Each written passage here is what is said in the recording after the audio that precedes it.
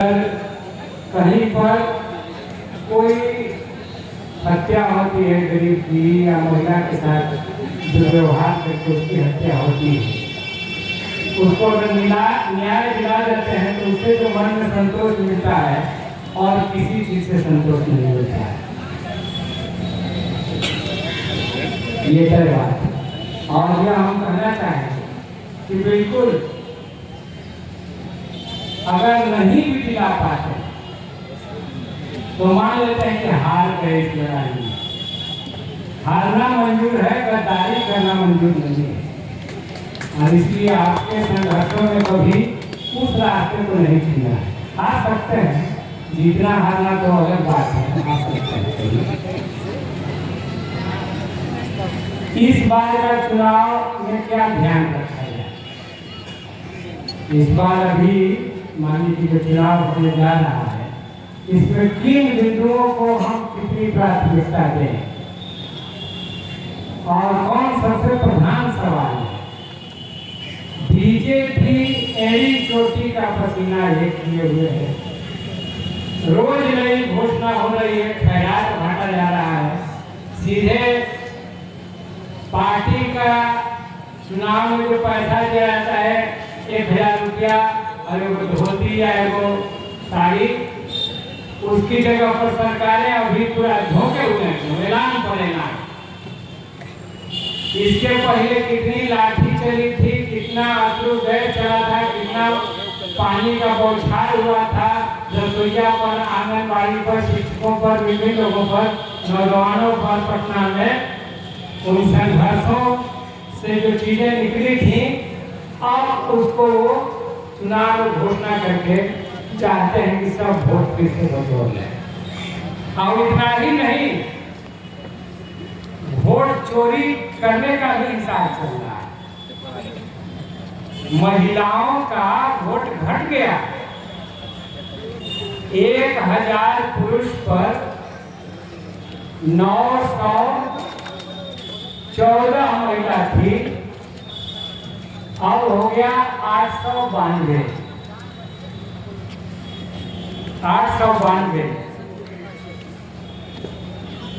तो ये 20 1000 पर कैसे घट गया भाई? इसलिए कि महिलाओं में शिक्षा का अभाव है, मैट्रिक का सर्टिफिकेट नहीं है, जन्म प्रमाण पत्र नहीं है, तो उनका नाम काट दो।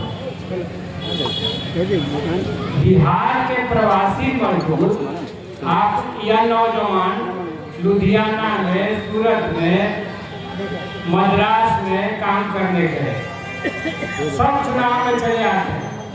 बिहार में अपनी सरकार बनानी है, हम खाटी बिहारी हैं, हम भले सूरत में रह रहे हैं, लुधियाना में रह रहे हैं, हम हैं बिहारी। और बिहार में जब चुनाव होगा तो चल के वोट देंगे।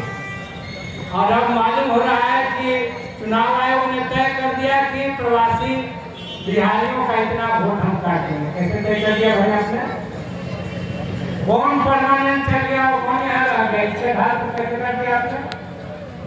तो चुनाव चोरी की एक साजिश मजदूरों का, महिलाओं का, गरीबों का, खासकर और मुसलमानों का।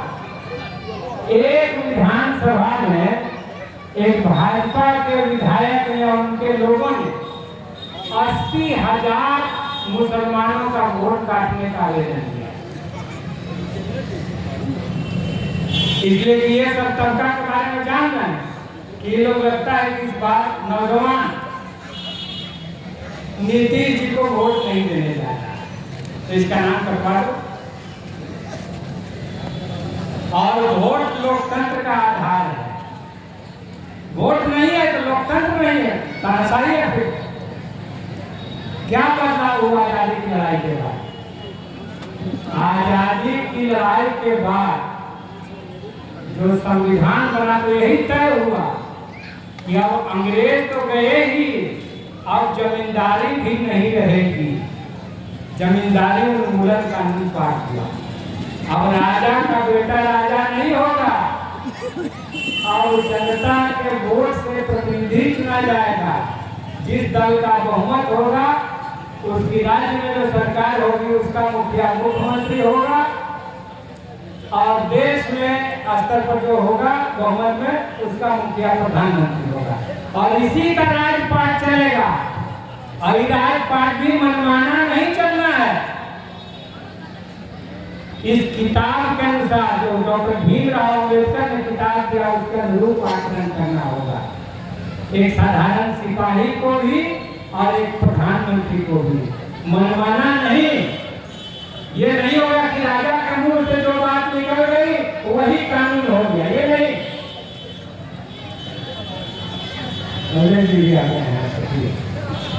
तो ये नहीं, इस किताब के अनुरूप आचरण करना होगा।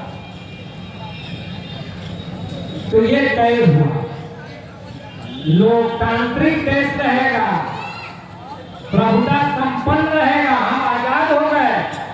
अब अपनी नीति हम खुद तय करेंगे, विदेशी नहीं तय करेगा। ये नहीं कि अमेरिका वाला कहा जाएगा कि युद्ध करो, युद्ध रोको, कानून खरीद करके प्रवासी मजदूरों को हथकड़ी पेड़ी में पहुंचा देगा हमारे अमृतसर हवाई अड्डा पर। नहीं, हम आजाद देश हैं, अपने भाग्य के निर्माता हम खुद हैं, सॉवरेन कंट्री। ये स्वरूप देश का तय किया गया। आज वही खतरे में। अगर संविधान नहीं रहेगा तो नौजवानों के रोजगार का अधिकार, लड़के लड़कियों के शिक्षा का अधिकार, दलितों और पिछड़ों के आरक्षण का अधिकार, महिलाओं का अधिकार, किसानों मजदूरों का अधिकार रहेगा क्या? तो फिर राजशाही हो जाएगी। राजा का मन हुआ तो कुछ दिया, नहीं मन हुआ तो नहीं दिया, सीधा सीधी बात है। इसीलिए इस बार सबसे बड़ा सवाल है और पूरा हिंदुस्तान बिहार की ओर देख रहा है। बिहार क्या निर्णय लेगा, क्योंकि वो समझता है कि बिहार में अगर इंडिया गठबंधन जीता तो देश में लोकतंत्र और संविधान की रक्षा होगी। अगर वो हार गया, अगर बीजेपी जीत गई तो लोकतंत्र का सफाया हो गया, ये तय बात। इसलिए सबसे बड़ा सवाल इस चुनाव का यही है, नली गली खड़ंजा नहीं। इस बार डेमोक्रेसी का सवाल, लोकतंत्र का सवाल इस चुनाव का सबसे बड़ा सवाल। एक बात तो ये, और दूसरी बात, आज रिपोर्ट कार्ड एक महानंद जी ने जारी किया पूरी पारदर्शिता के साथ कि लीजिए हमने ये सब काम किया है, पढ़ लीजिए, इसमें गलत कुछ लगे तो बताइए। तो ये पारदर्शिता हुई। एक नीतीश बाबू की पारदर्शिता है, अभी 70,000 करोड़ का हिसाब नहीं मिला, पैसा खर्चा हो गया और उसका हिसाब नहीं मिला कि 70,000 करोड़ गया कहाँ, ये अफसर के जेब में गया या कहाँ गया, कोई हिसाब नहीं मिला है। अभी हम नहीं बोल रहे हैं, ये महालेखा परीक्षक की रिपोर्ट में विधानसभा में पेश हुआ। और पिछले साल जब नीतीश बाबू इंडिया गठबंधन में थे, जाति जनगणना हुई थी, सामाजिक आर्थिक सर्वेक्षण हुआ था, तो उसमें एक बात निकल के आई थी कि 100 में 63 परिवार ऐसे हैं जिनकी मासिक आमदनी 10,000 से कम है और 34 परिवार ऐसे हैं जिनकी मासिक आमदनी 6,000 से भी कम है। तो 5 व्यक्ति का परिवार 6,000 में कैसे दिन काटेगा एक महीना?